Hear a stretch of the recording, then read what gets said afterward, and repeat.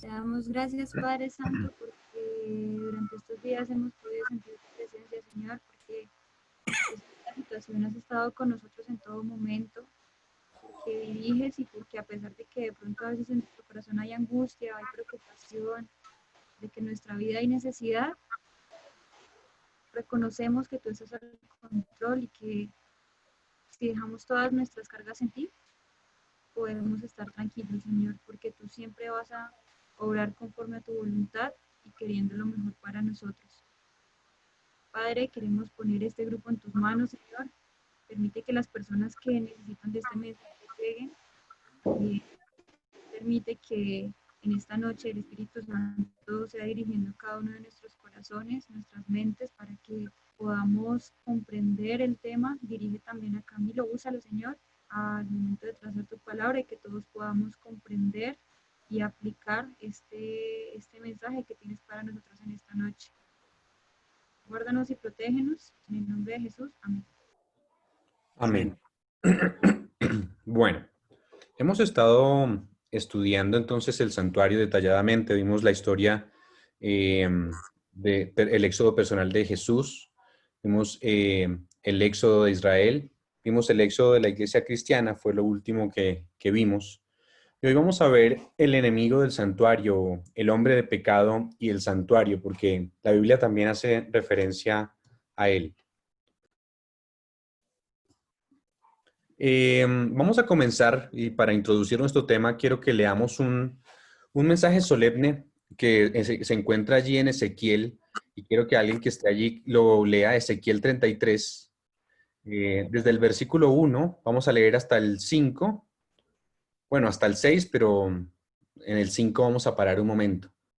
Vamos a leerlo, Ezequiel 33, desde el versículo 1 hasta el 5. El que lo tenga vamos a leerlo porque es un mensaje solemne para nosotros y léanlo como sabiendo que siempre que nosotros vamos a la palabra de Dios, Él nos habla a nosotros. Así que Ezequiel 31, del 1 al 5. ¿Quién ya lo tiene?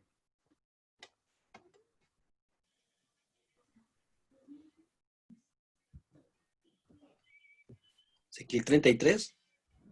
Ezequiel 33, del 1 al 5. ¿Yo leo? Sí, por favor. Vino a mí palabra de Jehová diciendo: Hijo de hombre, habla a los hijos de tu pueblo y diles: Cuando trajere yo espada sobre la tierra, y el pueblo de la tierra tomare un nombre de su territorio y lo pusiere por atalaya, y él viere venir la espada sobre la tierra, y tocare trompeta y avisaré, y tocare trompeta y avisaré al pueblo. Cualquiera que oyere el sonido de la trompeta y no se apercibiere y viniendo la espada lo hiriere, su sangre será sobre su cabeza. Digo, El 5, sí.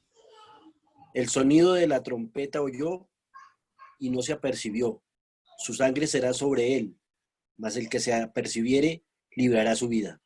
Hasta ahí un momento. Entonces, ¿qué nos viene diciendo aquí Ezequiel 33? Lo que nos está diciendo hasta el momento es que si Dios llama a un mensajero, ¿cierto? Un mensajero es el que toca la trompeta y proclama un mensaje claro de Dios. Alguno lo oye y lo rechaza, la sangre de esa persona va a ser sobre su propia cabeza. Es decir, si yo proclamo un mensaje, esa persona lo oye, entonces si esa persona llegara a perderse porque ya lo oyó, la sangre de esa persona pues correrá sobre su propia cabeza. Pero dice el versículo 5, pero no será responsable de la otra persona porque lo apercibió. Pero miren lo que dice el versículo 6. Voy a leerlo yo. Versículo 6. Pero si el atalaya es ¿qué? Un mensajero. Pero si el mensajero, el que toca la trompeta, viere venir la espada y no tocare la trompeta, y el pueblo no se apercibiere, y viniendo la espada, hiriere de él a alguno, este fue tomado por causa de su pecado, pero demandaré su sangre de mano de ¿quién? Del atalaya. Eso quiere decir que este es diferente. Si yo no toco la trompeta, si yo no apercibo a las demás personas con el mensaje que tengo, entonces, claro, esa persona se va a perder, lo dice aquí claramente, pero también ¿quién se va a perder? Yo, porque su sangre va a ser demandada de mi mano. Así que lo que tenemos aquí es un mensaje bien fuerte, bien especial para nosotros. Si Dios manda un mensaje con destrucción y si el atalaya calla, los impíos van a morir. Pero la sangre entonces también va a ser demandada del que no tocó la trompeta. Este mensaje que vamos a predicar en esta noche, bueno, es más fácil predicar entre nosotros porque todos somos adventistas, pero normalmente es un mensaje difícil de predicar. Venimos, por ejemplo, los viernes en la PC, en el grupo pequeño, predicando un mensaje, el mensaje de los tres ángeles, y normalmente hay que descubrir algunas cosas que son interesantes en la palabra de Dios, pero que también son fuertes para las personas que no han conocido este mensaje, ¿sí? Predicar, por ejemplo, acerca del papado, de los errores doctrinales que tiene ese sistema, es algo normalmente muy fuerte y muy difícil, y más cuando hay personas nuevas. Entonces, el mensaje que nosotros tenemos no es un mensaje normalmente popular, y eso debemos saberlo. Y se encuentra también centrado en el santuario. Y vamos a ver, como dije, acerca del hombre de pecado y del santuario. Este mensaje es difícil de predicar, pero necesita ser proclamado. Porque viene, ¿qué?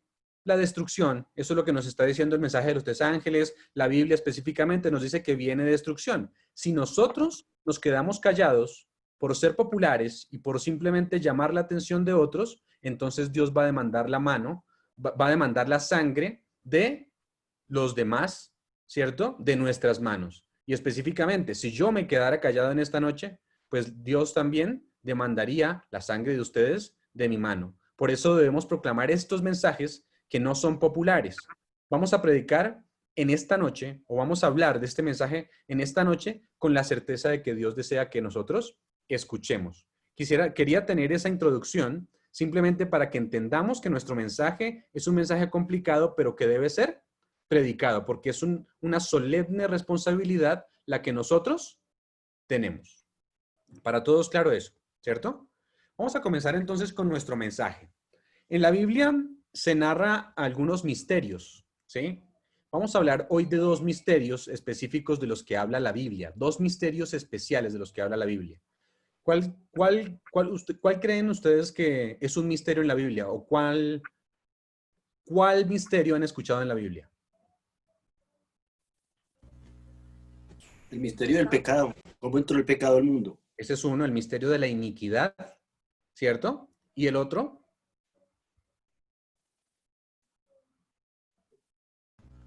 Realmente hay dos misterios en la Biblia. ¿El de la qué? ¿Del amor de Dios? El de la piedad, sí, podríamos llamarlo el amor de Dios, no está mal llamarlo así. Es el misterio de la piedad. Entonces tenemos dos misterios, el misterio de la piedad y el misterio de la iniquidad. Vamos a estudiar primero el misterio de la piedad y vamos a darnos cuenta que en el versículo que vamos a leer allí, nos vamos a dar cuenta que el camino al santuario está detallado. Primera de Timoteo 3:16, vamos a buscarlo, ¿cierto? Y quiero decirles antes de leer Primera de Timoteo 3:16, váyanlo buscando para que ya lo tengan cuando lo leamos, ¿cierto? Hemos hablado del santuario hasta aquí. Este texto, Primera de Timoteo 3:16, muestra el orden exacto del santuario, ¿sí? Nos va a mostrar el altar del sacrificio, si ustedes lo recuerdan, donde el cordero se escogía antes y se traía por la puerta oriental para ser llevado allí al altar del sacrificio. También hemos hablado del lavacro, que era el sitio donde el sacerdote se lavaba las manos. Hablamos del lugar santo y dentro del lugar santo veíamos el candelabro, los panes, el altar del incienso. Y luego hablábamos del lugar santísimo, un arca dentro del lugar santísimo y dentro del arca tres cosas importantes que están allí. Pero la más importante de esas tres cosas era la ley. Y decíamos que el lugar santo y el arca específicamente representan el juicio, la separación entre buenos y malos. Y luego, después de que terminara su obra Jesús en el lugar santísimo, entonces comenzaría la fiesta de los tabernáculos que vamos a celebrar ¿en dónde? En el cielo. Vamos a encontrar todos estos puntos que acabamos de decir y que hemos venido tratando en este texto que vamos a leer. Y ya lo hemos dicho varias veces, ¿no? Toda la Biblia se puede explicar a la luz del santuario. Porque ahí está ¿qué? El plan de la salvación.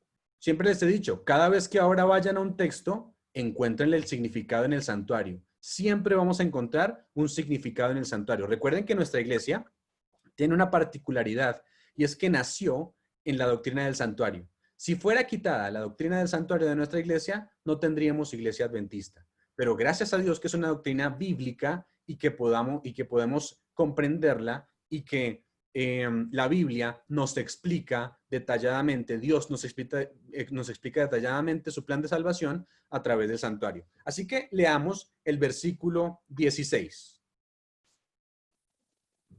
¿Quién ya lo tiene? Sin discusión, grande es el misterio de la piedad. Dios fue manifestado. Hasta ahí, ¿cierto? Sin discusión, indiscutiblemente, dice allí Pablo. ¿Quién está escribiendo allí? ¿Quién escribe allí? Timoteo, Pablo.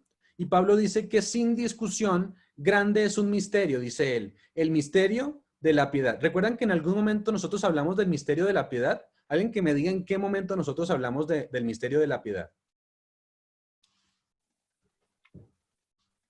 ¿Sí lo recuerdan o no? La muerte de Jesús. No, ni siquiera fue en esta serie que venimos tratando. Fue en la serie pasada. No sé si alguien se acuerda que lo tratamos. ¿No? No. Bueno, eso quiere decir que a veces se nos olvidan, entonces las cosas, tenemos entonces que pasar más tiempo con cada tema para interiorizarlo, porque debe ser muy importante. Nosotros hablamos de un misterio, ¿en qué tema? Dice, cuando esté a punto de sonar la trompeta, decía Apocalipsis 10, entonces el misterio de Dios será terminado. ¿Sí se acuerdan? Tampoco. Yo no me acuerdo, yo no estuve ahí, tal vez. Yo no sé, últimamente todos están callados. ¿Por qué últimamente todos callados? Porque no sabemos el tema. Bueno. Indiscutiblemente, yo quiero que ustedes participen, no importa que digan cosas que no son, la idea es que nos nutramos, entre más participamos, pues más aprendemos entre todos, porque tenemos más preguntas, ¿cierto? Entonces vamos a hablar del ministerio de la piedad, y dice allí el versículo 16, indiscutiblemente grande es el misterio de la piedad. Y quiero decirles que lo tratamos, en Apocalipsis 10 decía que antes de que se termine, antes de que suene la séptima trompeta, entonces se acabará el misterio. Y el misterio no era más sino el de la predicación del evangelio. ¿Ahora sí lo recuerdan o no? Sí. Bueno, entonces, ¿en qué consiste? Ahora sí, Helen, síguelo leyendo. Solamente vamos a leer, digamos, frase a frase, porque vamos a detallar cada parte del misterio. Este es el misterio de la piedad, pero ¿de qué consiste el misterio de la piedad? La siguiente frasecita, Helen. Dios fue manifestado en carne. Esa es la primera parte. Dios fue manifestado en carne. Eso tiene que ver con el misterio de la piedad, según lo que está diciendo aquí Pablo. Dios fue manifestado en carne. Pregunta para todos ustedes. ¿De qué aspecto del santuario habla esta expresión? Material. ¿Del sacrificio del cordero? Exacto, del sacrificio del cordero. De la encarnación de Jesús. Dice, Dios fue manifestado ¿en qué? En carne. Eso quiere decir que Él se encarnó, ¿cierto? Se hizo cordero, específicamente vino a la tierra aquí con una misión. Leamos Juan 1:14. ¿Qué dice Juan 1:14? Acerca de la encarnación de Jesús. Esta es la primera parte del misterio. Dice, Dios fue manifestado en carne. Se encarnó Jesús. Juan 1:14. ¿Quién lo tiene? Y aquel verbo fue hecho carne y habitó entre nosotros. Y vimos su gloria, gloria como el unigénito del Padre, lleno de gracia y de verdad. Ok, aquí está hablando entonces de quién se manifestó en carne. Jesús. Jesús se manifestó en carne. Está hablando entonces de la encarnación de Jesús. Pero dense cuenta que la encarnación de Jesús tiene dos etapas, ¿cierto? Cuando nosotros hablamos del cordero, el cordero se seleccionaba antes de que fuera sacrificado, ¿sí o no? 4 días antes de que fuera sacrificado, el cordero era seleccionado. Su selección, entonces, la primera etapa es la selección antes de que muera en el altar. Jesús fue separado antes de que muriera en el altar, ¿sí? En el templo, cuando tenía 8 años. ¿Sí recuerdan que Jesús fue al templo a la edad de 8 años? Y allí Jesús fue dedicado. Pues Jesús allí estaba siendo dedicado. Esa es la primera etapa de la encarnación. Su dedicación en el templo cuando tenía los 8 años. Enfatizamos a veces mucho acerca de la muerte de Cristo, pero primero era necesario que Cristo tuviera una vida ¿cómo? Perfecta. Si Jesús no hubiera tenido una vida perfecta, su sacrificio no hubiera sido perfecto, ¿cierto? O válido, muy bien. Entonces, la primera etapa es la selección ¿de qué? Del Cordero. Y para la selección del Cordero, entonces, Cristo fue dedicado y además tuvo una vida perfecta. Y la segunda parte, ¿cierto? O más bien decimos, entonces la encarnación incluye la elección del Cordero, 4 días antes del sacrificio, y también incluye la muerte del Cordero sobre el altar. Entonces son 2 etapas de la encarnación. ¿Cuál? La selección del Cordero y la segunda, la muerte del Cordero. ¿En dónde? En el altar. En el altar. Entonces, ¿con qué mueble está relacionado? El altar de sacrificio. Con el altar del sacrificio. ¿Qué fiesta se relacionaba al altar del sacrificio? ¿Qué fiestas, más bien? De las que hemos hablado, ¿no? ¿Había una fiesta relacionada al altar?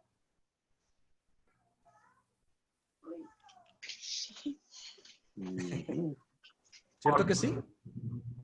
¿La Pascua? La Pascua era una fiesta, una fiesta relacionada al altar. ¿Y cuál otra? La de las luces. Y la fiesta de la dedicación.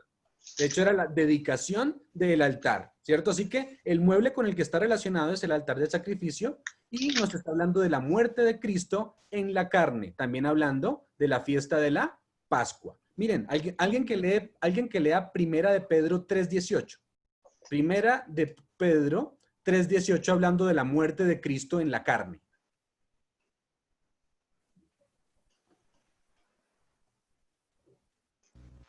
Yo lo tengo. Sí, dale. Dice, porque también Cristo padeció por los pecados una sola vez, el justo por los injustos, para llevarnos a Dios. Fue muerto en la carne, pero vivificado por el Espíritu. Ah, interesante. Dice que Cristo fue muerto ¿en qué? En la carne, pero fue después vivificado en espíritu. El altar donde fue sacrificado el Cordero de Dios, básicamente nos está hablando aquí del altar donde fue sacrificado el Cordero de Dios, que como dijo Juan el Bautista, que quita el pecado ¿de qué? Del mundo. Estamos hablando entonces en esa primera parte, cuando dice el misterio de la piedad, Dios fue manifestado en carne, tiene que ver con una vida perfecta de Jesús y su muerte, ¿en dónde? En el altar. En el altar como Cordero que iba a quitar el pecado del mundo. ¿Qué sigue diciendo el texto, Helen? Lo primero que dice, lo repito, Dios fue manifestado en carne. ¿Con qué mueble se relaciona? Con el altar. Con el altar. Ahora, siguiente parte. Helen, please. Justificado por el Espíritu. Entonces miren ya, fue manifestado en la carne, fue encarnado, se encarnó, murió en el altar, ¿cierto? Se hizo perfecto en la carne, murió en el altar, pero ahora es justificado ¿en qué? En el Espíritu. Pregunta, ¿qué hubiera pasado si Jesús permanece muerto? No hay salvación. No hay salvación. No hay redención. No hay redención. Su sacrificio no hubiera sido acepto. Eso es lo que hubiera pasado. Ahora, no solo Jesús se encarnó y fue muerto en la carne, sino que también fue justificado en el Espíritu. Pero, ¿qué es eso de que fue justificado en el Espíritu? ¿Qué mueble seguía después del altar? ¿El lavacro? El El lavacro. lavacro. O sea que, ¿y a qué se refiere el lavacro? ¿De qué habíamos hablado que el lavacro hace referencia de qué? Muerte y resurrección. Eso, muy bien. La resurrección, muy bien. Entonces aquí estamos hablando de que fue justificado en el Espíritu, nos está hablando de la resurrección de Cristo. Leámoslo. Primera de Pedro 3:18. ¿Alguien que lo lea?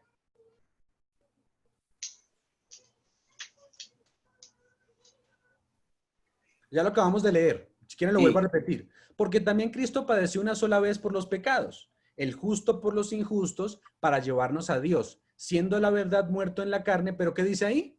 Pero vivificado, ¿en qué? En el espíritu. Entonces eso quiere decir, él murió en la carne, pero ¿qué pasó? Pero tuvo vida ¿en quién? En el espíritu. Quiere decir que Jesús, ¿quién resucitó a Jesús? El Espíritu. El Espíritu. El Espíritu Santo, ¿cierto? Y cuando resucitó, ¿qué pasó? Una vez que resucitó, ¿se acuerdan qué pasó? Lo hemos hablado también. Apenas resucitó. Ah, no. Sin pena, eso Se representó a ¿Se los fue al cielo? discípulos que iban por un al camino. cielo. Fue al cielo. Recuerden que María le iba a coger los pies y le dijo, no me toques todavía. ¿Por qué? No he subido a mi Padre. Pero voy a subir a mi Padre y vuelvo, le dijo. ¿Cierto? Entonces, él subió al cielo y fue entonces aceptado por el Padre al subir al cielo. Entonces, el Espíritu Santo lo resucitó, ¿en dónde? En el lavacro, ¿cierto? Y entonces él ascendió al cielo y volvió otra vez, ¿a dónde? A la tierra. El mueble que está relacionado con la resurrección es ¿qué? El lavacro. Entonces, ¿sí se dan cuenta que vamos siguiendo el orden del santuario? Primero nos está diciendo, Dios manifestado en carne, nos está hablando de su vida y su muerte, justificado en el Espíritu nos está hablando de su resurrección, y cuando va al Padre y el Padre acepta su sacrificio. ¿En dónde? En el lavacro. ¿Y ahora qué sigue diciendo, Helen? Visto por los ángeles. Ahora fue visto por los ángeles. Entonces repitamos las cosas que vamos, porque así es que nosotros aprendemos, ¿no? Repitiendo. Dios fue manifestado en carne. Después, justificado en el Espíritu. Y ahora, visto por ¿quiénes? Por los ángeles. Ahora, ¿qué es esto? Ha sido visto por los ángeles. ¿Qué quiere decir eso? Cuando Jesús resucitó, Jesús, ¿qué hizo? Ascendió al cielo. Y al llegar al cielo, él meció la gavilla. Y después, 40 días más tarde, nuevamente Jesús primero bajó a la tierra y 40 días más tarde nuevamente subió al cielo. De hecho, hay un salmo muy bonito que se refiere a la subida de Cristo al cielo.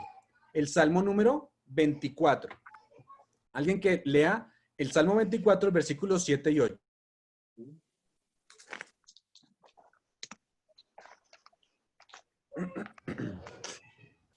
Salmo 24, 7 y 8 nos narra específicamente el salmo que cantaron los ángeles. ¿Qué cantaron? Alzad puertas vuestras cabezas y alzad vosotras puertas eternas y entrará el Rey de Gloria. ¿Quién es este Rey de Gloria? El Señor, el fuerte y valiente, el Señor, poderoso en batalla. Amén. Ese canto fue el que cantaron los ángeles cuando Jesús subió, ¿cierto? A punto, entonces cuando Jesús subió, entró al cielo, ¿a qué lugar? Al lugar santo. ¿Lugar santo? Al lugar santo, ¿cierto? ¿Qué hace Cristo después de entrar al santuario? ¿Cierto? Alimenta a su iglesia con pan. Recuérdenlo, ¿cierto? Después de entrar al santuario, estando ya en el santuario, entonces lo que hace es alimentar a su iglesia con pan. ¿Qué es el pan? ¿Qué dijimos que era el pan? La palabra. La palabra. Alimenta a su iglesia con la palabra y le da la luz al pueblo, ¿cierto? ¿Dónde está la luz? El Espíritu. ¿En qué mueble? ¿En qué mueble está la luz? En el candelabro. Candelabro. Dense cuenta de lo que estamos diciendo.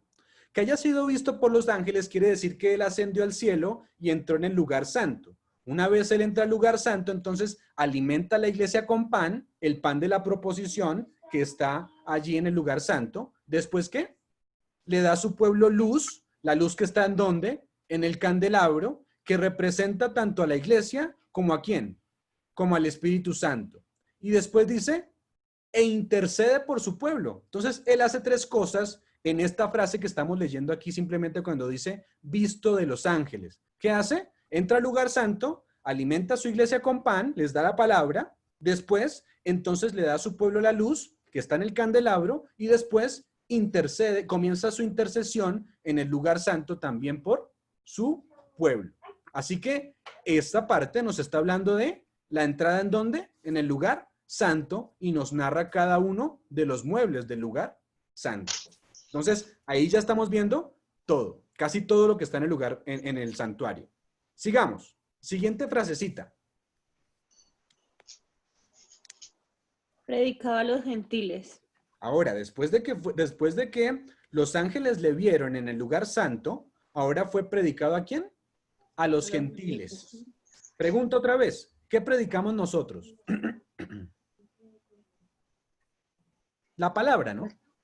La palabra que dijimos que era. El pan. El pan. ¿Qué más es la palabra? La luz. También es la luz. ¿Sí lo recuerdan? Lámpara es a mis pies, tu palabra y lumbrera mi camino. ¿En dónde estamos en esta fase? ¿En qué lugar del santuario?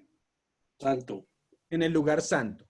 Cristo en el cielo y a través de sus ministros ahora imparte el mensaje de Dios a través de la palabra y la luz del Espíritu. Por eso dice que es predicado ¿a quiénes? A los gentiles. Está hablando todavía del lugar santo y de la palabra de Dios que ahora es predicada a través de lo que ya hemos dicho, otra vez el pan y la luz. Ahora, otra pregunta que les hago. ¿Cuándo vendrá Jesús? ¿Qué tiene que pasar para que venga Jesús? Además, pues, digamos, de las señales de las señales. Pero ¿cuál es la señal más importante para la venida de Jesús? Que todo el Predicarle mundo conozca. Que todo el mundo Exacto. conozca. Todo el mundo lo conozca, predicar el evangelio. Cuando Cristo sea predicado, ¿en dónde? Lean Mateo 20, leamos Mateo 20, en el mundo. Mateo 24:14 nos dice específicamente lo que Jesús hará, ¿no? Mateo 24:14 dice, y será predicado este evangelio ¿de qué? Del reino en todo el mundo para testimonio a todas las naciones y entonces vendrá el fin. Cuando el evangelio entonces sea predicado en todo el mundo y el mundo escuche este mensaje, el mundo estará listo para algo que hemos hablado aquí, estará listo para la cosecha. Ahí es donde se va a separar a los buenos y también a quienes, a los malos. Jesús en algún momento habló de la red, la parábola de la red, y dijo que la red era echada en el mar, ¿cierto? Pero que la red recogía toda clase de peces, peces buenos y peces malos. Luego que la red había traído todos los peces a la playa, ¿qué pasaba en la playa? Se separaban los peces buenos de los peces malos. Esto quiero hacer hincapié en esto. Miren, a veces nosotros pensamos que nosotros somos los que separamos el trigo de la cizaña, ¿sí? Entonces queremos decirle a la persona, usted está actuando mal, usted está haciendo mal. Y bueno, nosotros estamos llamados a predicar el mensaje. Eso es verdad, pero no a juzgar vidas. Es diferente, ¿no? Es diferente proclamar el mensaje y que el mensaje entre en el corazón porque entró, que yo esté juzgando al otro. Entonces, a veces quiero separar el trigo de la cizaña, pero aquí, según lo que estamos hablando, la separación del trigo de la cizaña, o más bien los peces buenos de los peces malos, la hacen los ángeles, dice la parábola del trigo y la cizaña. No es obra de nosotros. Pero allí, en la playa, entonces se separan los peces buenos y los peces malos. De la misma manera, la predicación del evangelio a los gentiles hace lo mismo. Hará que todo el mundo, esa predicación de la que estamos hablando, hará que todo el mundo crea en quién, en Cristo y su mensaje o que lo rechace. Eso es lo que va a ser la predicación del evangelio. Y cuando todos hayan aceptado o todos hayan rechazado, sucederá entonces la siguiente frase. La frase que sigue ahí y que Helen nos va a leer. ¿Cuál frase? Creído en el mundo. Exacto. Después de que sea predicado, entonces va a ser creído en el mundo. Dense cuenta que en dónde estamos. Estamos hablando del lugar santísimo, porque ¿dónde se hacía la separación según lo que hablamos? En el lugar santísimo. Ahora dice que tiene que ser creído ¿en dónde? En el mundo. En la parábola de la red representa la predicación del evangelio. Los peces buenos y los peces malos representan a la iglesia y la iglesia tiene gente convertida y no convertida. Todavía nos mezclamos. Y cuando la red, ¿cierto?, haya sido echada en el mundo, algún día, Cristo va a hacer entonces la separación final. ¿En dónde se hace la separación final? Vuelvo a preguntar. ¿En qué lugar del santuario? Lugar santísimo. En el lugar santísimo. ¿En qué día? El día de la expiación. En el día de la expiación. Después del lugar santísimo, ¿qué fiesta seguía? Después del día de la expiación. Las cabañas. Los tabernáculos o las cabañas, un ejemplo, Tabernáculo, Sucot. ¿cierto? Entonces, leamos la siguiente frasecita. Entonces dijimos, voy a repasar otra vez lo que hemos dicho hasta el momento, ¿cierto? El versículo dice, e indiscutiblemente grande es el misterio de la piedad. Dios manifestado en carne, fue manifestado en carne, justificado en el Espíritu resucitado, visto por los ángeles en el lugar santo, predicado a los gentiles para que haya separación y creído en el mundo también para que haya separación en el lugar santísimo. Y también ahora dice, ¿qué es lo que sigue diciendo, Helen? Recibido en gloria. Ahora es recibido. ¿Y cómo dice tu versión? ¿Así? ¿Recibido en gloria? ¿O? Recibido en gloria. Ok, muy bien. Esa es la versión correcta, porque hay unas versiones que dice recibido arriba en gloria. Esa versión está mal. ¿Por qué está mal? ¿Por qué creen que está mal la palabra arriba? El bien es acá. Ah, Estamos porque no es recibiendo arriba. acá en la Ya hemos tierra. hablado del lugar santo, ¿no? Ya subió. Aquí recibido en gloria, la palabra arriba no está en el original, de hecho. Asumen, si creemos que está arriba, asumen que Cristo está haciendo, o más bien que esta frase se está refiriendo allí arriba en gloria. Pero hay otra explicación que es más leal al griego, ¿cierto? Al idioma original. Recibido en gloria no en el cielo. La Biblia dice que Cristo volverá a la tierra también en gloria. Leámoslo. Mateo 25, 35. ¿Qué dice Mateo 25, 35? Creo que es 31, perdón. 31. Mateo 25, 31. Cuando el Hijo del Hombre venga en gloria y todos los ángeles con él, entonces se sentará en su trono de gloria. Ok, entonces aquí está hablando que ese recibido en gloria es cuando Jesús venga. Venga. ¿Quiénes estarán esperándole? Todos.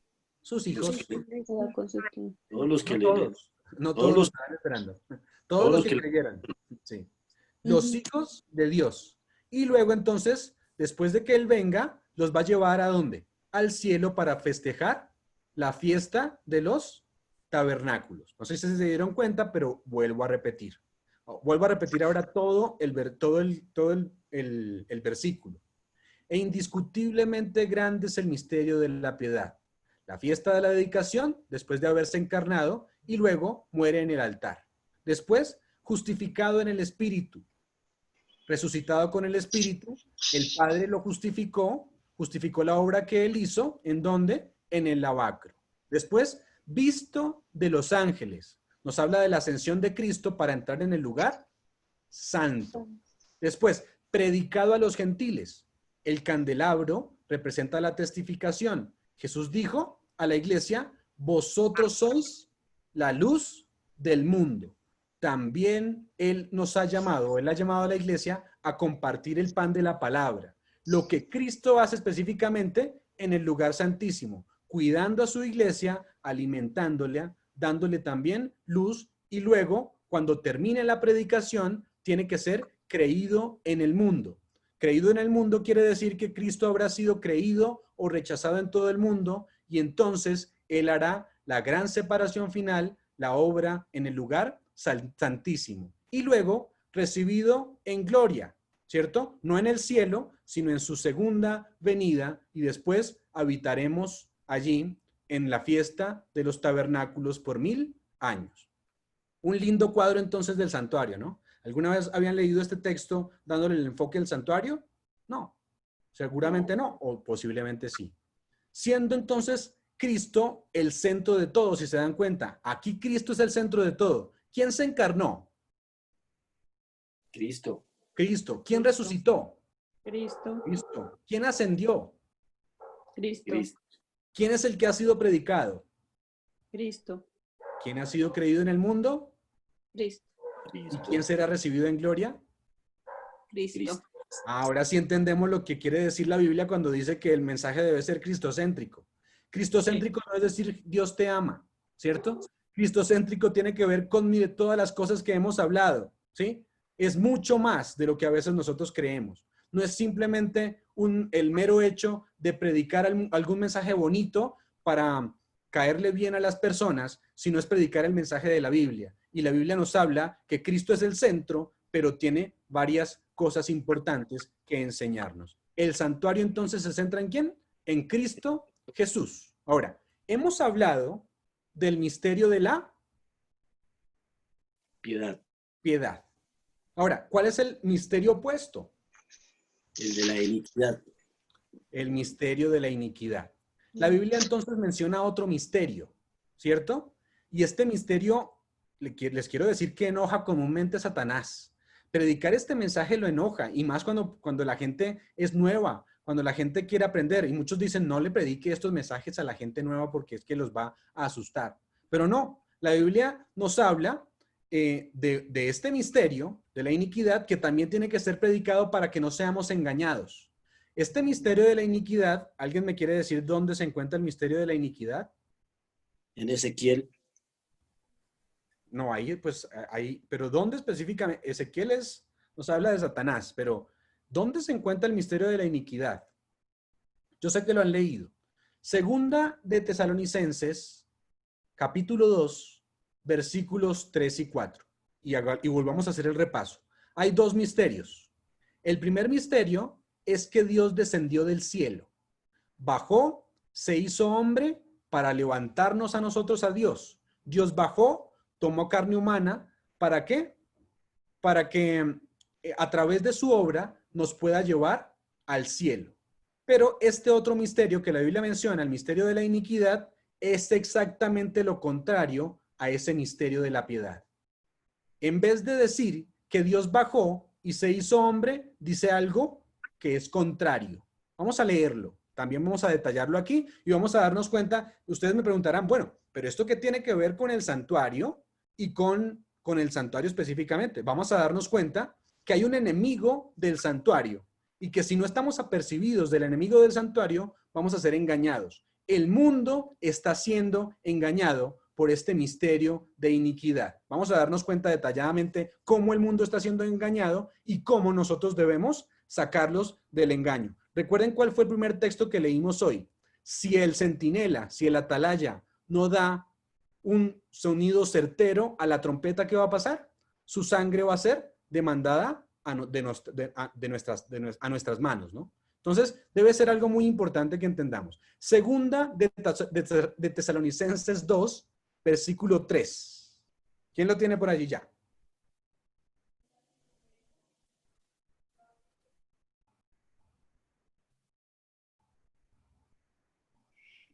Nadie os engañe en ninguna manera, porque no vendrá sin que antes venga la apostasía y se manifieste el hombre de pecado, el hijo de perdición. Ok, ¿cierto? Está diciendo que no vendrá ¿quién? Nadie os engañe en ninguna manera, porque no vendrá sin que antes venga la apostasía y se manifieste el hombre de pecado y el hijo de perdición. ¿No vendrá quién? Cristo. Jesús. Muy bien. Jesús no va a venir a la tierra sin que antes sea manifestado ¿qué? El hombre La de pecado. apostasía.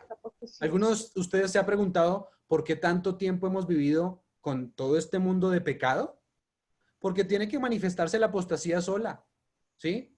Lo que hoy nosotros hemos visto es la obra y el daño que ha hecho Satanás al mundo. Entonces dice, este misterio no vendrá sin que antes venga ¿quién? La apostasía y se manifieste, la apostasía se le da un nombre específico, se manifieste ¿quién? El hombre de pecado, el hijo de perdición. Vamos a ser engañados y quiero decirles que hoy en el mundo la mayoría está engañada. Cristo no va a venir sin que antes venga esta apostasía. Y vamos a analizar frase a frase, así como hicimos con el primer versículo, acerca del misterio de la piedad, pero ahora vamos a hacerlo con el misterio de la iniquidad. El hombre de pecado, lo que está hablando allí, quiere decir un hombre que se opone a la ley, ¿sí? Que es básicamente lo mismo, porque ¿cuál es la definición de pecado en la Biblia? Pecado es ¿qué? Transgresión de la ley. Pero la traducción fiel del griego es el hombre que se opone a la ley, ¿sí? Eso es lo que está diciendo. El hombre de pecado es el hombre que se opone a la ley. Como ya dije, pecado es ¿qué? Transgresión de la ley. Transgresión de la ley. Eso quiere decir que es un hombre que quiere estar sin la ley. Un poder que se opone a la ley de Dios. Ahora, ¿cómo dicen que se llama? ¿Cómo dice aquí que se llama? Porque eso lo vamos a analizar más adelante. ¿Cómo le da el nombre? Hijo de perdición. Hijo de perdición. Vamos a analizar eso también más adelante. Versículo 4. El cual se opone y se levanta contra todo lo que se llama Dios o es objeto de culto, tanto que se sienta en el templo de Dios como Dios, haciéndose pasar por Dios. Aquí ya nos metemos otra vez con el templo, ¿sí? Y vamos a darnos cuenta del templo. Aquí ya está metiendo el santuario, el templo. El espíritu del misterio de iniquidad, en vez de instar a la gente a que adoren a Dios, se opone a la adoración y pide más bien que se le adore a Él. Está en competencia en adoración ¿con quién? Con Dios, según este texto. Se sienta ¿en dónde? En el templo de Dios y se hace pasar por Dios. ¿Sí? Entonces, el misterio de la piedad antes nos está diciendo que Dios se rebajó de su trono en el templo y se hizo hombre. Pero el misterio de la iniquidad nos está diciendo un hombre que es un hombre que se va a sentar en el templo de Dios y va a pretender ¿qué? Ser Dios. En otras palabras, el misterio de la piedad es cuando Dios desciende y se hace hombre, y el misterio de la iniquidad es un hombre que pretende ser Dios. Y los dos, ambos, tanto el misterio de la piedad y el misterio de la iniquidad, se sientan ¿en dónde? En el templo. Solo que uno es un mentiroso. Pero los dos se sientan en el templo. Así que hablemos en el templo, porque también antes hemos hablado del templo en otra de las sesiones que hemos tenido. ¿Qué es el templo? Necesitamos entender, para comprender la obra de este hombre de pecado, necesitamos entender primero qué es el templo. ¿Sí? La mayoría, cuando leen este texto, dicen que este templo se va a levantar en Jerusalén otra vez y se va a volver a construir. Y que hasta que eso no pase, entonces no va a venir el hijo de pecado, ¿sí? O el hijo de perdición. El problema con esta interpretación es que no está respaldada con el Nuevo Testamento ni por la Biblia. La pregunta es, ¿qué es el templo de Dios? Si queremos saber dónde se va a levantar, y ahora oigan bien esta palabra que vamos a utilizar más adelante, si queremos saber dónde se va a levantar el anticristo, el hombre de pecado, entonces primero tenemos que saber qué es el templo para saber dónde se va a levantar. Veamos lo que la Biblia dice en cuanto al templo. Dejemos que el mismo Pablo, que está escribiendo aquí, nos explique qué es el templo. Recuerden que la gente pone sus ojos en dónde, cuando dicen que se va a reconstruir el templo, ¿dónde están poniendo hoy en día los cristianos, los evangélicos, los israelitas, sus ojos? En Israel, Jerusalén. En Israel. Entonces todo el mundo está pendiente de Israel en las peleas que hay allá en la Franja de Gaza específicamente. Están mirando qué está pasando con esas peleas, porque de repente cuando se acaben las peleas, entonces se va a construir el templo y entonces se va a levantar el anticristo, dicen ellos. Y que allí entonces se va a sentar el anticristo y dicen que entonces va a tener un 666 en su frente, pero Pablo no dice eso. Pablo no dice eso, el mismo Pablo dice otra cosa. Efesios 2:19. A ver qué nos dice Pablo acerca de lo que es el templo. Efesios 2:19.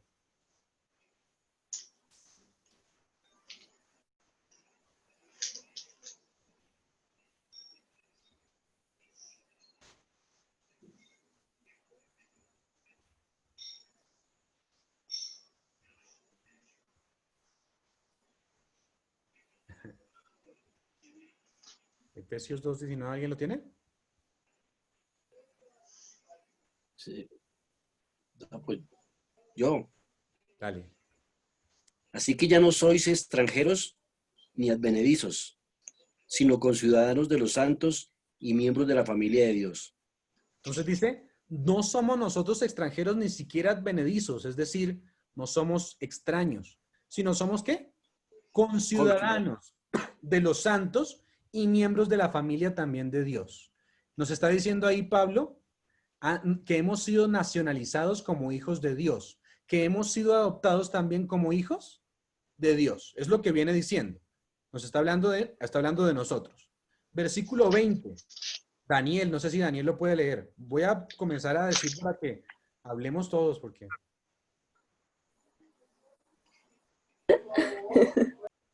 Yo estoy acá, pero no tengo la Biblia en este instante. Ya el siguiente la busco yo. Bueno, está bien. Entonces, Vanessa que se rió. Vale, recuérdame el capítulo. Efesios 2, versículo 20. Efesios. Ay, se me perdió. Mi Biblia no tiene Efesios. Efesios 2, capítulo 20. Versículo Dice 20. la Ujú. Versículo 20. Efesios 2, 20. Sí. Edificado sobre el fundamento de los apóstoles y profetas, siendo la principal piedra del ángulo Jesucristo mismo. ¿Habíamos leído eso antes en algún otro tema? Sí, de hecho creo que hasta Vanessa también lo leyó. ¿Sí? Dice que hemos sido edificados. ¿Quiénes son edificados? Según el texto. Nosotros. Los santos. Viene hablando de los santos, ¿cierto? Somos conciudadanos de los santos y miembros de la familia de Dios. El versículo 20 dice, los santos edificados sobre ¿qué? El fundamento de los apóstoles y profetas, siendo la principal piedra, la más importante de todas, del ángulo, ¿quién? Jesucristo mismo. Versículo 21. Si quieres, ahí Vanessa, ya que lo tienes. Ahí, ya. En quien todo el Sí, está bien.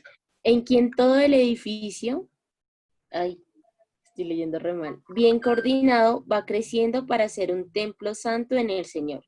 En quien ¿En todo el quién? edificio. La pregunta es, ¿en quién? ¿Sí?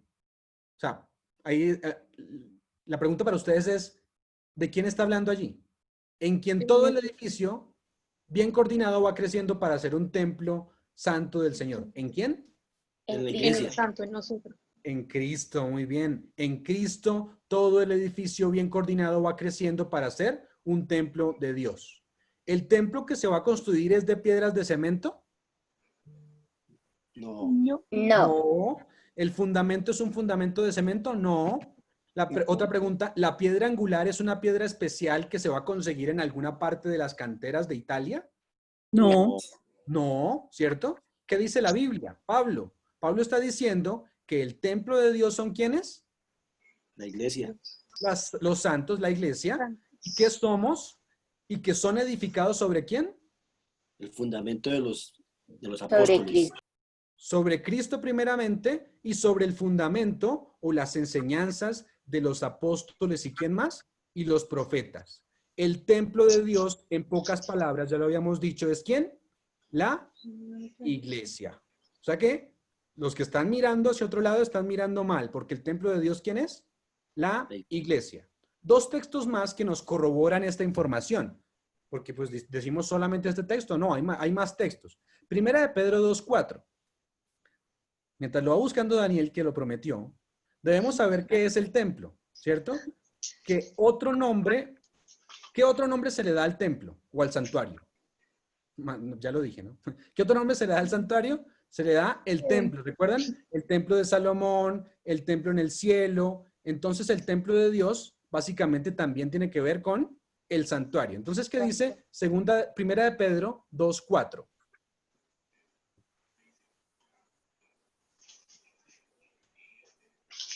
Bueno, dice sí, prometido. Entonces, acercaos a él, piedra viva, desechada ciertamente por los hombres, mas por Dios escogida y preciosa. Ah, muy bien. Dice, acercándoos ¿a quién? A él. ¿Quién es él? Jesús. Jesús. ¿Quién es Jesús? Ahí lo dice, piedra viva, desechada ciertamente por los hombres, mas para Dios escogida y preciosa. Nos está diciendo, lleguémonos ¿a quién? A Cristo, que es la piedra viva. Versículo 5, Dani. La piedra angular. La piedra angular. Voy.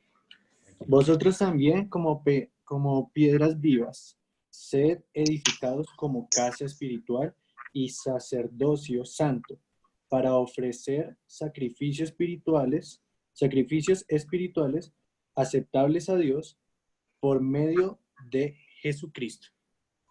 El templo está compuesto entonces de piedras vivas. no de piedras de cemento, ¿no? Piedras vivas. ¿Dónde servía el sacerdocio? En el templo. En el templo, y aquí está diciendo, vosotros también como piedras vivas, sed edificados como casa espiritual, y recuerden que Pedro es el que dice, sacerdocio ¿qué? Santo. Santo. ¿Y el sacerdocio dónde ejecutaba su servicio? En el templo. O sea que este texto nos está hablando del templo, pero el templo espiritual, ¿qué es qué? La iglesia. ¿Dónde se hacían los sacrificios?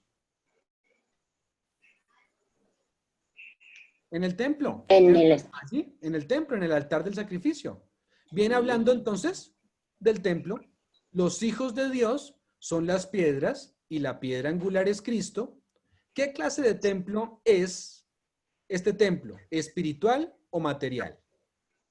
Espiritual. Espiritual. Espiritual. Otra vez, la iglesia. ¿Quién es el templo entonces? La iglesia. Versículo 9 de ese mismo capítulo lo voy a leer yo, Dani. Dice, mas vosotros, este es el famoso texto que conocemos, pero miren que a veces no podemos comprender el completo contexto de un texto si no vamos a la profundidad y si no vamos al santuario. Miren que con el santuario lo comprendemos mucho más. Famoso texto, el versículo 9 de allí, de Primera de Pedro 2:4, 2:9. Dice así, mas vosotros, o sea nosotros, somos también linaje ¿qué?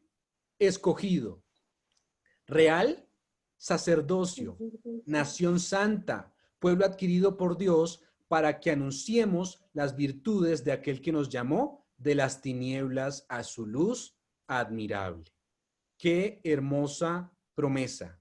El templo entonces es espiritual y el templo es la iglesia y nosotros somos real sacerdocio. ¿Por qué? Porque nos podemos llegar a Cristo abiertamente ahora. ¿Gracias a qué? A que el templo ahora es espiritual. Ya no está el templo ejecutado en piedra. Ahora somos nosotros. El templo es su iglesia, su pueblo. Primera de Timoteo 3:15. Otra vez miren lo que dice Pablo acerca del templo. Vamos a pedirle esta vez, no sé si Joana quiere leernos Primera de Timoteo 3:15. Si lo tiene por allí, si no, no hay lío. Espéreme que me toca buscarlo un poquito. Tranquila, no hay problema, no te afanes. Gracias. Es que sea. Ay, primero Timoteo 3:15. Primero de Timoteo 3:15. Muy bien. Ah, pues estamos igual. Estamos donde estamos. Para que si tardo, sepas cómo debes conducirte en la casa de Dios, que es la iglesia del Dios viviente, columna y baluarte de la verdad. Clarísimo, ¿cierto? Es decir, no sé si todos hasta el momento están comprendiendo el tema que vamos tratando. El que no lo comprenda puede hacer su pregunta, pero creo que es clarísimo, ¿cierto? Está diciéndonos aquí que, dice, para que sepas, le está diciendo a Timoteo, Pablo le está diciendo a Timoteo los consejos. De hecho, Timoteo era joven, ¿no? Si alguien quiere entender consejos para jóvenes, váyanse al libro de Timoteo. Timoteo tiene varios consejos para los jóvenes. Y está hablando allí y diciendo que si tardo, hablando Pablo, sepas cómo debes conducirte en la casa de Dios, a la casa de Dios, miren cómo le llama a él, que es la iglesia del Dios viviente, columna y baluarte de la verdad. ¿Para Dios sí existe una iglesia? Sí. ¿Existe un pueblo escogido? Sí. Muchas personas dicen no necesito una iglesia, pero aquí me está diciendo si hay una iglesia. Lo que pasa es que la iglesia es ¿qué? Espiritual. ¿Cuál es la casa de Dios? Es su iglesia.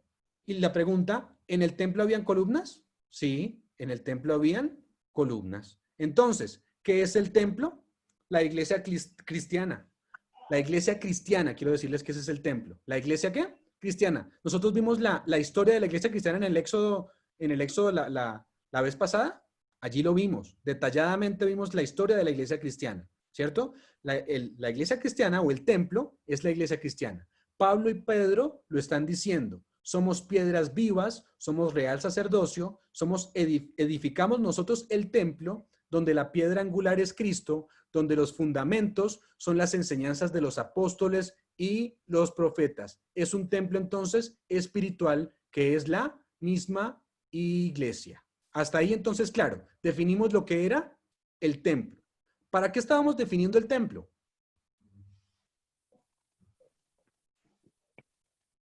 Para que nos quede claro que somos nosotros.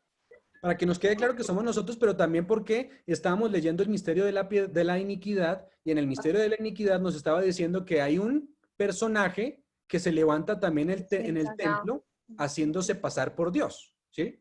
Entonces quiero decirles que el anticristo, ya vamos a ver con esa palabra, el anticristo se va a levantar en la iglesia, pero en una iglesia de cemento, no. ¿Se va a levantar en cuál iglesia?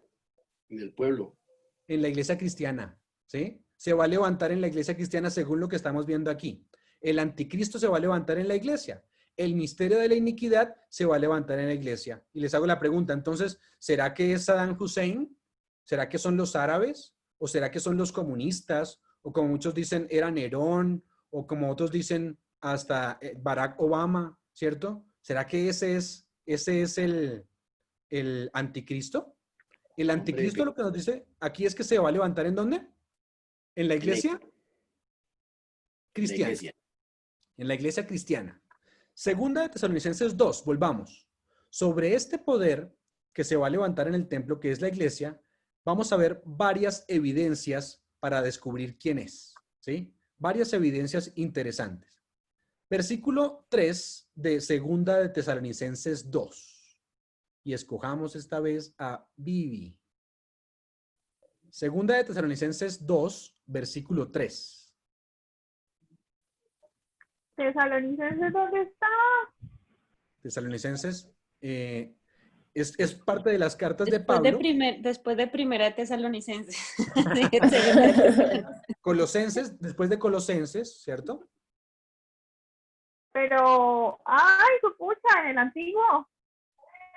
¡Ay! En el Nuevo Testamento. En el Nuevo Testamento. Pero tranquila, dejemos a Vivi que nos lo lea, pero velo buscando allí. Tesalonicenses aparezca Colosenses, Tesalonicenses, ¿verdad? Sí. Segunda. Segunda. ¿Tesalonicenses qué? 2, versículo 3. Nadie os engañe en ninguna manera, porque no vendrá sin que antes venga la apostasía y se manifieste el hombre de pecado, el hijo de perdición. Ya lo habíamos leído, ¿cierto? Entonces, la primera pregunta, según el texto, tenemos que analizar cada palabrita que dice allí. ¿Porque no vendrá sin que antes venga qué? El hombre de pecado. No. La apostasía. La apostasía. Pregunta, ¿qué es la apostasía? ¿Quién es un apóstata? El que reniega de lo que ya creyó. Exacto. Un apóstata es una persona Ajá. ¿Ibas a decir algo o no? Ok. Un apóstata es una persona que alguna vez aceptó la fe, enseñó, creyó y compartió la palabra de Dios, pero abandonó la fe pura que tenía. La palabra que se utiliza para apostasía, normalmente allí en el griego, es apostanaje, ¿sí? Apostanaje en el griego. Y se usa normalmente para hablar de un barco que está en un muelle. Miren, entiendan esto, es muy importante. Se usa para hablar de un barco que está en un muelle. Cuando se suelta el ancla o el amarre que tiene el barco y el viento se lleva el barco del puerto, entonces está hablando de la apostasía, ¿sí? Esa es la obra que aparece allí. Un barco atrapado en el muelle con una cuerda, pero cuando se suelta y se lo lleva el viento, entonces usa la palabra apostanaje. Por eso Pablo dice en algún momento, no seáis llevados de aquí para allá por todo viento ¿de qué?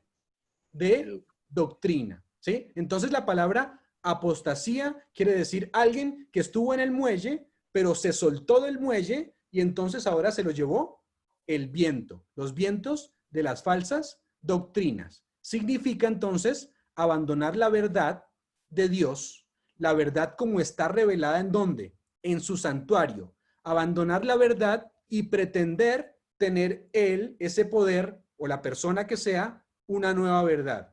Ahora, quiero decirles que esta palabra apostasía se aplica a muchas personas ¿cierto? Claro, principalmente a lo que nos estamos refiriendo hoy, pero cualquiera que se torciere de la verdad es un apóstata, ¿sí? Es un apóstata. Vamos a buscar en la iglesia cristiana un poder que abandonó la verdad. Eso es lo que debe pasar. En la iglesia cristiana debe haber un poder que abandonó ¿qué? La verdad. ¿Y qué es la verdad? Según la Biblia, ¿qué es la verdad? Cristo es la verdad. Dios es la verdad. ¿Sí? Jesucristo. La ley, la palabra. Muy La bien. ley. La palabra. ¿Sí? ¿Qué dice Juan 17, 17? ¿Alguien se lo sabe de memoria? Juan 17, 17, ¿se lo sabe de memoria alguien? Bueno, seréis la verdad y la verdad. No. No. ¿Santifícalos en qué? En tu verdad, tu palabra es la verdad. Ah, exacto. Juan 17, 17 nos dice, santifícalos en tu verdad, tu palabra es verdad. Pero la apostasía es un desvío de la palabra, de la verdad. Un poder que se levanta dentro de la iglesia cristiana, un poder apóstata que dice también sentarse en el templo de Dios, pero que ha abandonado la verdad, o sea, la palabra de Dios. Entonces ya entendemos lo que quiere decir allí, la apostasía. Un poder debemos encontrar que estuvo en la verdad, pero que se apartó de la verdad, que es la palabra de Dios. Ahora, la palabra el hombre de pecado, ¿sí? Porque dice allí, el versículo que estábamos leyendo, nadie os engañe de ninguna manera, porque no vendrá Jesús sin que antes venga la apostasía y se manifieste ¿quién? El hombre de pecado. ¿Qué es el hombre de pecado? ¿Qué dijimos que era? El hombre que se opone ¿a qué? A la verdad. A la ley, a la verdad. Muy bien. Recuerden, por ejemplo, Daniel 7:25 nos está hablando de este mismo hombre de pecado, ¿sí? Daniel 7:25 habla de este poder que se levanta en la iglesia cristiana. Alguien que lo tenga. Vamos a pedirle a Libni. Daniel 7:25. Ok, va. Daniel, Daniel 7:25. Es un texto muy conocido por todos nosotros. te lo he encontrado. Tranquila, no te afanes. Vamos lento, pero seguro. Daniel, 7:25. Ajá. Baja, momento. 7:25. Y dice, 2 puntos. Dice de la siguiente forma, y hablará palabras contra el Altísimo y a los santos del Altísimo que te quebrantará. Y pensará en mudar los tiempos y la ley, y entregados serán en su mano hasta tiempo y tiempos y el medio de un tiempo. Ah, miren que es igual que segunda de Tesalonicenses, un hombre que se opone a la ley. En este caso dice que pensará en ¿qué? En cambiar la ley, los tiempos y la ley. Se levanta con la intención de cambiar la ley y así también entonces se opone a la ley. Entonces llevamos 3 características hasta el momento. Este poder se levanta ¿en dónde? La iglesia. En la iglesia cristiana, ¿cierto? Segunda característica, va a ser un poder como apóstata. ¿Qué quiere decir apóstata? Que ha abandonado la verdad de Dios. Y tercera característica, es un poder que pretende haber cambiado ¿qué? La ley. La ley de Jehová. ¿Qué otro nombre se le da a este poder según lo que habíamos visto en este versículo de Tesalonicenses? El hombre de pecado. ¿Y qué otro nombre? Porque ya leímos del hombre de pecado. ¿Qué otro nombre se le da? Sí, lo habías dicho antes. ¿El hijo de? De perdición. El hijo de perdición. Ahora, ¿ustedes recuerdan a quién más se le dio ese nombre antes que Pablo lo dijera? ¿Alguien sabe a quién más se le dio ese nombre en la Biblia? ¿Quién da más? ¿Quién da menos? Ok, Juan 17:12, y vamos a darnos cuenta a quién se aplica. Se aplica a alguien que se parecía a este hombre, ¿cierto? Que hablaba de Jesús, específicamente. Versículo 12 de Juan 17.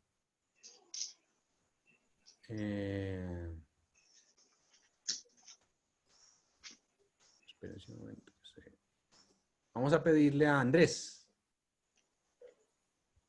A Andrés que nos ayude con Juan 17:12. Juan 17, 12. Voy.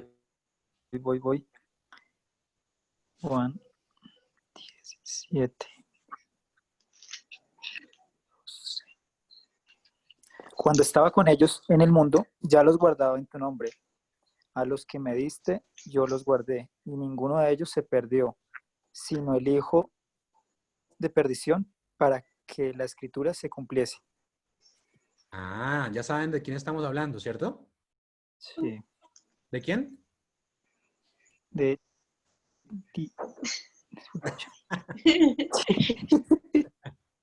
¿No saben de quién estamos hablando? ¿Quién está hablando en Juan 17? ¿Quién le estaba diciendo ahí? ¿Cómo? Judas, muy bien, ¿cierto? Dice, Jesús está diciendo, cuando estaba con ellos en el mundo, yo los guardaba en tu nombre, le dijo al Padre. A los que me diste, yo los guardé, y ninguno de ellos se perdió. ¿Sino quién? Sino solo el hijo de perdición, para que la escritura también se cumpliese. ¿Quién era el hijo de perdición entonces? Judas. Judas. ¿No era Judas? Era Judas, muy bien. Analicemos el carácter de Judas. Les hago preguntas también para que respondan consigo o con no. ¿Se opuso abiertamente Judas al ministerio de Jesús? No. No. No. Abiertamente nunca lo hizo, ¿cierto? ¿Era Judas del círculo especial de Jesús? Sí. Sí. De hecho, les hago otra pregunta. ¿Era íntimo con Cristo? Sí. Claro, se sentó en la última cena a la izquierda, comiendo el pan del mismo plato. Ustedes pueden leer la escena, ¿no? ¿Pretendía lealtad a Cristo? Sí. ¿Cierto? Sí. De hecho, los discípulos mismos no entendieron el error. No entendieron que había cometido un error, sino hasta que vieron que se había ahorcado. ¿Sí sabían eso? No sabían que Judas había errado, sino hasta que se ahorcó. Sino hasta que vieron que se había ahorcado. La narración dice que cuando se ahorcó, se puso la cuerda en una rama, y la rama, ¿qué pasó? Se rompió y Se el man se rompió. cayó. Y se quebró, y dice que sus entrañas se le salieron. ¿Sí? Es lo que dice el texto específicamente. De hecho, cada vez que lo leo, es una comparación interesante que nos dice que que Cristo es la vid y nosotros somos ¿quién? Los pámpanos. Y nosotros somos los pámpanos. El que permanece en mí, ¿qué va a pasar? Da fruto, tiene vida. El que permanece en mí tiene vida, ¿cierto? Pero el que no, le pasa lo de Judas. Judas estaba en la rama, ¿cierto? Pero lo que hizo fue colgarse, y por eso se rompió la rama, se separó de la vid. Y nosotros no podemos hacer eso, no podemos separarnos de la vid, porque es nuestra única esperanza, ¿sí? Pero yo siempre me he cuestionado, o pues bueno, recientemente. Sí. En ese versículo que acabamos de leer, dice que para que se cumpliera la escritura. ¿No suena eso como si Judas tuviese un destino predestinado? O sea, como si hubiese sido nacido para que se cumpliera la escritura. ¿Sí? ¿A qué se refiere el hijo de perdición originalmente? Es decir, ¿quién realmente es el hijo de perdición? Satanás será. Satanás, ¿cierto? Ahora, ¿qué es lo que Judas podía escoger? Irse por el lado de Satanás, ¿cierto? Escuchar lo que Satanás hacía o dejar de escucharlo. Sí. Pero la escritura se hubiera cumplido con cualquier otro, ¿sí? Incluso con el mismo Satanás. Ahora, ¿Judas podía escoger? Sí. ¿Nosotros hoy podemos escoger? Sí. Pero si escogemos mal, ¿vamos a ser llamados también hijos de perdición? Sí. Sí, ¿cierto? Entonces, la escritura se tenía que cumplir porque el hijo de perdición básicamente es Satanás. Satanás es el que hace caer ¿a quién? A Cristo. Pero específicamente, Judas se dejó tentar, dejó escuchar la voz de Satanás, y entonces vino a caer y se separó de la rama. Por eso el secreto que decíamos hace un momento. El secreto tiene que ser permaneced en mí. ¿Y permanecer qué quiere decir? Estar conectado con él. Es comunión, ¿sí? No sé cuántos de ustedes, pero esto es para reflexionar, no es para que me respondan, ¿no? ¿Cuántos de ustedes tienen una comunión tan cercana con Dios que están permaneciendo en la vid? Porque recuerden qué pasó, por ejemplo, en el principio con Eva. Eva no permaneció, ¿cierto? Dios le dijo, mantente al lado de tu esposo. Pero Eva se apartó y al apartarse entonces se alejó, y cuando se alejó pues escuchó el pecado y fue cuando cayó. La única manera de nosotros realmente estar seguros es cuando permanecemos en Jesús.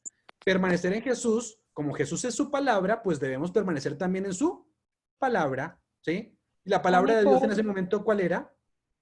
Para Eva, ¿cuál fue la palabra que le dijo? Una orden.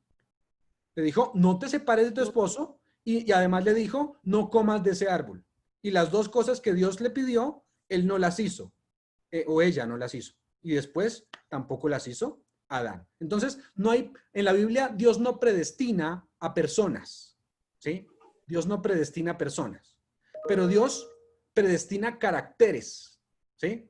Todos nosotros, dice la Biblia, que somos predestinados para salvación, pero no es que haya predestinado a Vivi, a Daniel, a Joana, y ya haya dicho, ya, este se perdió, este me cae bien y este se salvó. No, eso no es lo que dijo Dios. Lo que dijo Dios es, hay un carácter que todos nosotros debemos alcanzar, ¿sí? Y ese carácter, si cada uno de nosotros lo alcanza, entonces somos predestinados para salvación. Pero si nosotros rechazamos ese carácter, el acercarnos a Jesús, en permanecer en Jesús, entonces vamos a ser desechados como el hijo de perdición, ¿sí? Entonces, es lo que quiere decir allí el texto específicamente. ¿Comprendido? Sí. Sí, Cami, yo quisiera agregar algo a lo que mencionaste, la predestinación como para vivir, y es que Cristo, pues Dios siempre quiere que todos los seres humanos nos salvemos. Por eso es que Él es tan respetuoso y demás y nos da el libre albedrío de que todos podemos tomar nuestras propias decisiones, pero ya es nosotros qué queremos y qué tanto reflexionamos hacia las consecuencias. Entonces, Dios no nos obliga, simplemente es lo que nace en nuestro corazón, y pues claramente nuestro corazón siempre está hacia la naturaleza pecaminosa, pues porque así es como estamos. Pero entonces ahí es donde nosotros tomamos la decisión. ¿Quiero morir al pecado o quiero continuar en el pecado? Y es algo pues que solamente Dios nos ayuda cada día. Además, mira cómo todo lo que nosotros vemos alrededor quiere desviar la idea que nosotros tenemos de un Dios amante. Entonces encontramos hace unos años, ¿no? Hace muchos años, no sé si todavía, pero hablaban del Evangelio de Judas, ¿no? Y decían entonces específicamente lo que acabamos de hablar, ¿no?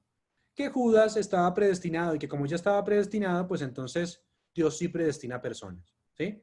Pero no, la Biblia no habla de tal cosa. La Biblia dice predestinados para salvación, ¿sí? Eso quiere decir que Dios quiere que nosotros seamos salvos, pero tenemos libre, como decía hace un momento Helen, libre uso de nuestro albedrío. Así que es lo que nos está diciendo la Biblia específica. Es un tema mucho más profundo que podemos también discutir en otro momento con más detalle, porque también es bastante interesante. Ahora, continuando con nuestro tema, los discípulos, dijimos, no entendieron el error de Judas. Bueno, quiero repetir algo para que no se nos vaya el tema. Entonces, Judas no se opuso abiertamente al ministerio de Jesús. Era del círculo especial de Jesús. Era íntimo de Jesús, pretendía lealtad a Jesús, y los discípulos mismos no comprendieron el error de Jesús, de Judas, sino hasta que murió allí ahorcado. Estaba tan cerca de Jesús que entregó a Jesús con un beso. Era del círculo de Jesús, y eso quiere decir que si era del círculo de Jesús, estaba en la iglesia. Judas, como Satanás, o más bien, Judas es un símbolo del hijo de perdición, Satanás, ¿sí? Satanás, es simplemente el símbolo. El que ya se sabía lo que iba a pasar, ¿cierto? Porque Satanás ya había pecado, pues, o ya tiene un destino, ya sabíamos lo que iba a pasar con Satanás, por eso se está refiriendo aquí a Satanás. Pero interesante que este Judas era del círculo de Jesús y que era de dentro de la iglesia. De adentro de la iglesia es donde llegan a veces, dice Elena de White, incluso cuando ustedes leen El conflicto de los siglos, dice, los peores enemigos que el pueblo de Dios va a tener, que nosotros tendremos, estarán dentro de la iglesia. Normalmente se levantan dentro de la iglesia. Significa que la Biblia nos dice que el anticristo, entonces, como se llama el hijo de perdición, se va a levantar del templo de Dios, va a enseñar el error en vez de la verdad, va a pretender ser leal a Cristo, pero en vez de ser leal, estará también entregándolo. No es un enemigo que viene de afuera y blasfema directamente a Jesús. Se levanta dentro del círculo cristiano. ¿Dentro de dónde? Dentro del templo de Dios. Un poder que, aunque es hombre, se proclama Dios. Y pues vamos como en la mitad del tema. Terminemos con esta última palabra y cerramos ahí. ¿Qué significa la palabra anticristo? Alguien que me diga. Que está en contra de Cristo. Bueno, normalmente pensamos que es en contra de Cristo, y sí, es una de las aplicaciones que se le da a la palabra anti, ¿no? Pero no, en este caso no es en contra de Cristo. En el griego, anticristo es una palabra compuesta. Tiene una preposición, anti, y tiene un sustantivo, ¿cierto? Cristo. Se usan juntos. Esa preposición, a veces, como ustedes han dicho, significa en contra, pero otras veces significa en lugar de. En lugar de. Por ejemplo, veamos Mateo 2:22. Mateo 2:22 para entender la preposición anti. Mateo 2:22. Escojamos quién no ha leído hoy. Juan Diego. Faltaba.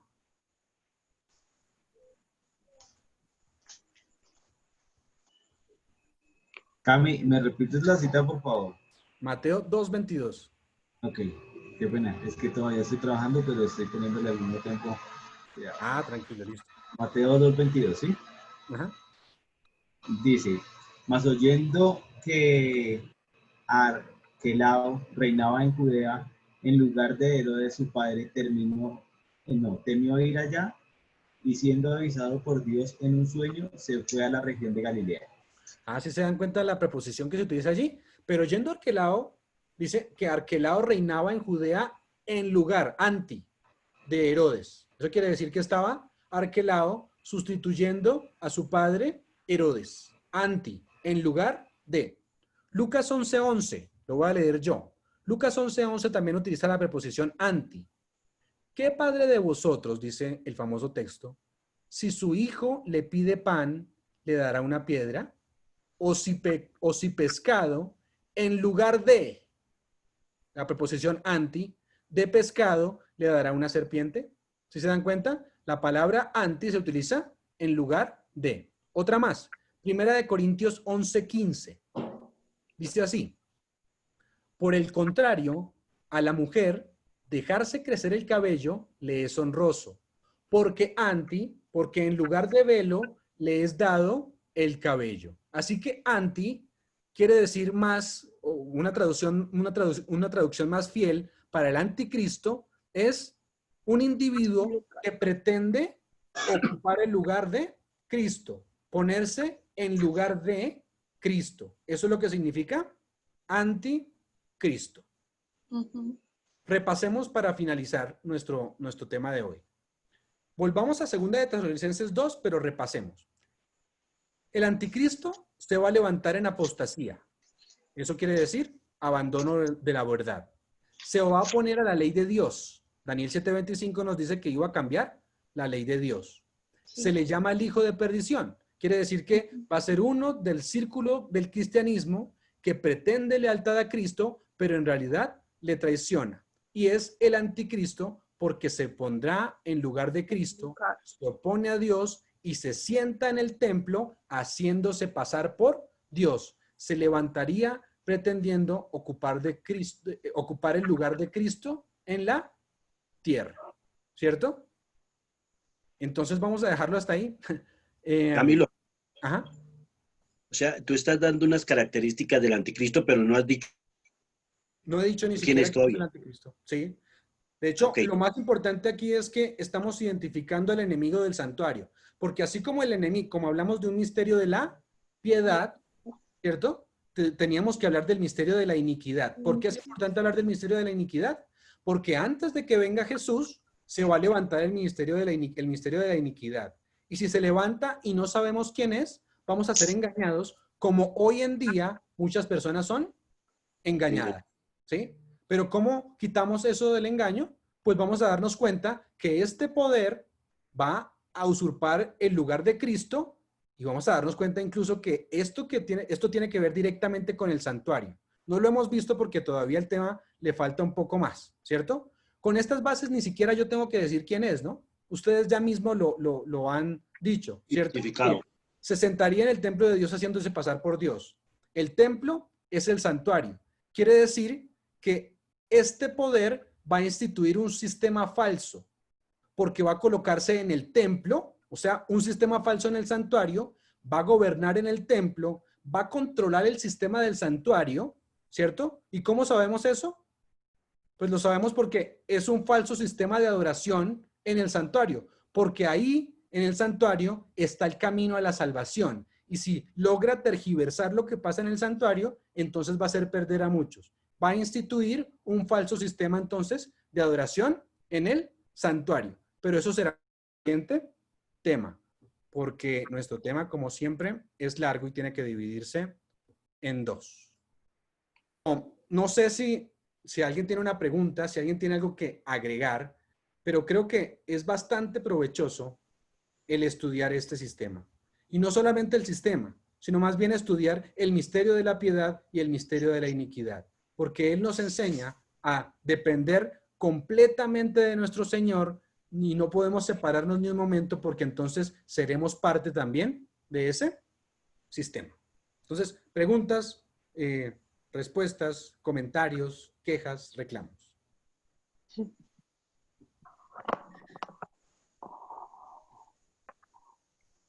¿No? Les hago yo una pregunta, ¿por qué últimamente están tan callados? Yo tengo, No te intimidas. yo tengo una pregunta. Bueno, está bien. Cuando Jesús resucitó, Él resucitó porque había poder en Él, porque lo llamó el Padre, o se autorresucitó, bueno, no sé. Listo. Ahí siempre hemos visto que hay una persona de la Trinidad que ejecuta cada una de las obras. No sé si se acuerdan, por ejemplo, el dedo de Dios. ¿Se acuerdan? En alguna de las... Que el dedo de Dios, el dedo con el que escribió En la pared. los 10 mandamientos, demostramos que era el Espíritu Santo, ¿cierto? En otras veces, por ejemplo, hemos visto que el verbo, la palabra, es Cristo Jesús. En este caso, cuando hablamos de quién resucitó a Jesús, lo leímos en Segunda de Pedro, ¿no?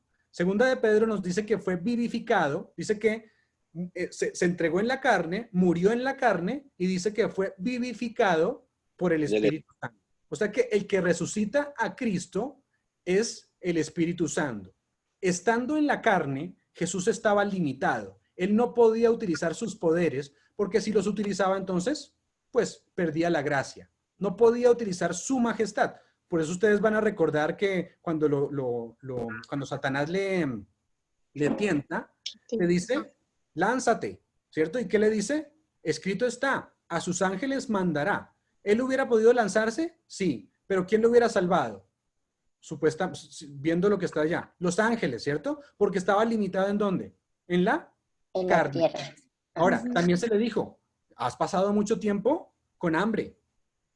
Ahora, como pasaste tanto tiempo con hambre, ¿por qué no conviertes estas piedras y te las comes? Eso quiere decir que como hombre estaba limitado, ¿sí? Si él hubiera hecho eso, entonces hubiera utilizado su divinidad y entonces se hubiera arruinado todo, ¿sí? ¿Él lo podía hacer? Claro, lo podía hacer, pero no lo hizo. ¿Por qué?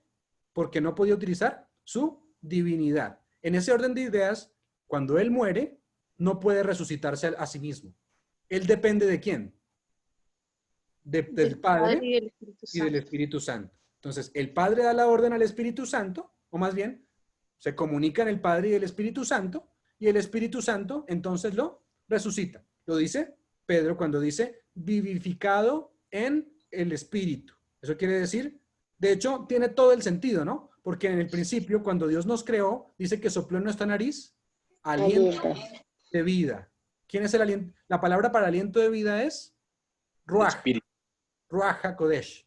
Espíritu Santo es Ruach HaKodesh. Y el aliento es Ruach.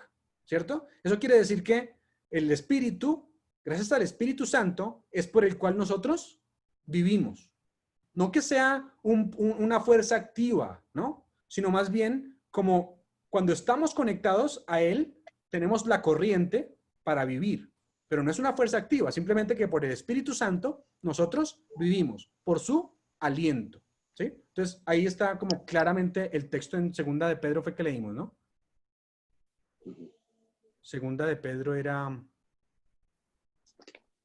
Se me perdió. Vi que leímos 1 Pedro 3:18. Esa, 1 de Pedro 3:18. Porque también Cristo padeció una sola vez por los pecados, el justo por los injustos, para llevarnos a Dios, siendo a la verdad muerto en la carne, pero vivificado ¿en qué? En espíritu. ¿Sí? Entonces está hablando de que la resurrección fue a través del Espíritu Santo. De hecho, el deseado de todas las gentes nos dice que siendo hombre, dependía de su padre. Y dice, siendo hombre, aprendió la obediencia. Interesante. Hasta Jesús mismo dependía de su padre. ¿Cuánto más nosotros? ¿Quién iba a decir algo más por ahí? Pero en un sentido, pues, él es la vida y él podía darse vida también. O sea, en un sentido, él mismo se pudo dar vida, ¿no?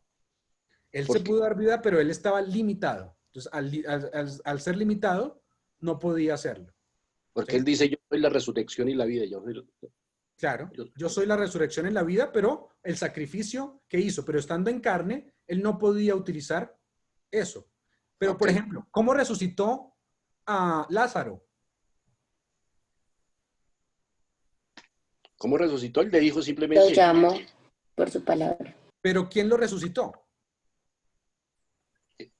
El Espíritu, ¿cierto? Él se valió, él tenía fe, ¿cierto? La fe que nosotros podemos tener. ¿Nosotros también podemos hacer milagros? Claro. ¿Sí? ¿Los discípulos hicieron milagros? Sí.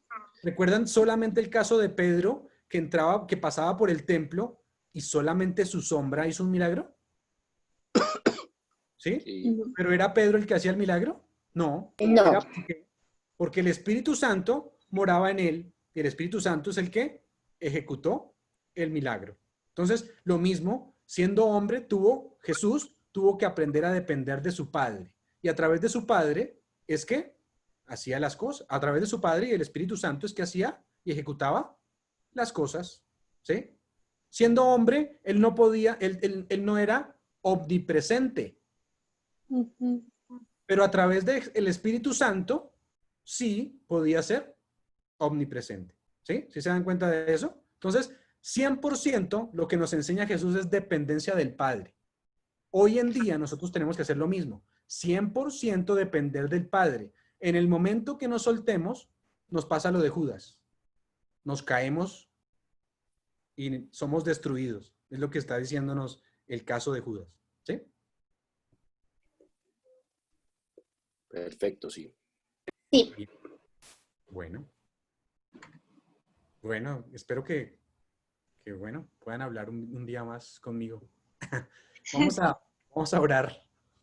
Pero vamos a orar, vamos a pedirle al Señor que creo que nos ha hablado hoy y que ha sido provechoso para nosotros. El mayor provecho es permanecer en Él. Sí, es lo que nos está diciendo aquí. Y que debemos identificar el poder y contarle a otros acerca de esta identificación. Pero decirles a ellos que la única esperanza está ¿en quién? En Jesús. El mundo se está perdiendo. Estamos viviendo escenas finales peligrosas. Estamos viviendo escenas en donde necesitamos depender completamente de nuestro Señor. Hagámoslo parte de nosotros. Vivamos su experiencia y vamos a darnos cuenta que va a ser una experiencia diferente y vamos a ser más felices. ¿Sí? Puede ser que en esta vida nos toque a veces afrontar momentos difíciles. Esta mañana estudiábamos un tema y decíamos, tenemos que tener la perseverancia de los santos. Eso quiere decir una fe activa. Pedir y pedir y pedir hasta creer cansar a Jesús, pedir y pedir y pedir y depender y depender y depender. Porque es la única manera de la cual podemos valernos para ser salvos. Entonces, oremos, pidámosle al Señor que nos ayude a esto. Y también les pido todavía oración allí por mi familia, específicamente, por mi abuelito que volvió a decaer, está allí en la UCI. Ustedes, algunos de ustedes ya saben, por COVID. Entonces, por mi abuelito, por mi familia, por mi bisabuelita también que está también allí en la UCI. Entonces, les pido que oren por eso. No sé quién quiere orar hoy. Yo, Cami. Muchas gracias, Dani. Bueno. Gracias, Padre Santo, porque nos das la oportunidad de estar aquí reunidos en tu nombre, Señor, que nos das la posibilidad de tener a Camilo para que nos aclare y nos enseñe todas estas cosas, Señor, y que todo esto retumbe en nuestros corazones y nosotros seamos portadores de este mensaje, que realmente es un mensaje que llena el corazón y que nos da esperanza. Señor, también te quiero pedir por la familia de Camilo, específicamente por el abuelito y la abuelita, para que se sientan mucho mejor, para que mejore su salud y para que estén contigo, Señor. Que entiendan también qué tan importante es escucharte, qué tan importante es entregarte la vida a ti, Señor. Y acompáñalos, que los médicos que los toquen, que los intervengan, que estén con ellos, estén representados en ti, Señor, y que seas tú aliviándolos, ayudándolos.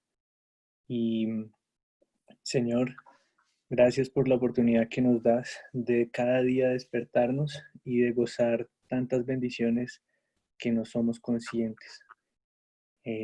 Gracias porque nos das la posibilidad de tener estas herramientas tecnológicas para comunicarnos y poder estar aquí, Señor.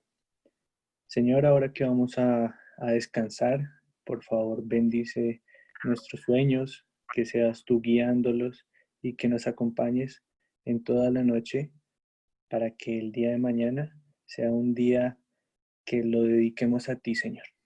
Que pensemos un poco más en ti y comencemos a transformar o sigamos transformando nuestras vidas para ti, Señor. Señor, todo esto te lo pido en nombre de tu Hijo Jesús. Amén. Amén. Amén. Señor. Muchas gracias. Amén. Y gracias también, saben, a cada uno de ustedes. Han sido perseverantes. A cada uno de ustedes les tengo cariño. A Helen, a Johanna, que son nuevos que se han agregado.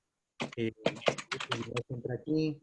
Me alegra que estén participando. Y a cada uno de ustedes, no hay una excepción, pero a cada uno de ustedes porque de verdad que estudiar estos temas entre amigos, conocer y también ir a compartirlos es algo muy especial para todos nosotros. Así que tengan un feliz final de semana. El viernes seguimos con el mensaje de los 3 ángeles allí en el grupo pequeño, así que todos están invitados. No se lo pierdan. Ok, Como dice el verso, gracias. como dice un verso de la iglesia, un versículo de la Biblia, dice: sé fiel hasta la muerte y yo le daré la corona de la vida eterna. Amén. Así es, así es. No desmayemos, no desmayemos.